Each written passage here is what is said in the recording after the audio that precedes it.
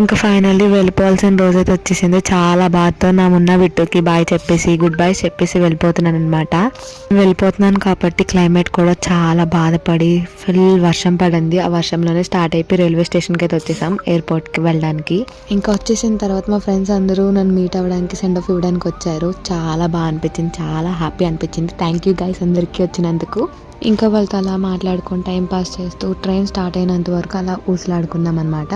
Train start అయిపోయిన తర్వాత food ఏం తినలేదు కాబట్టి ఇక్కడ చపాతీ తీసుకున్నాం. పర్లేదు, ఓకేగా అనిపించింది. ఇంకా తినేసి పడుకొని పోయాం. నెక్స్ట్ రోజు రూమ్లో నుంచి ఇంకా ఎయిర్పోర్ట్కి స్టార్ట్ అయ్యామన్నమాట. ఇంకా లగేజ్ అంతా ప్యాక్ చేసుకొని మా మమ్మీ ప్రే చేస్తుంది ఇక్కడ వెళ్ళిపోతున్నాను కాబట్టి.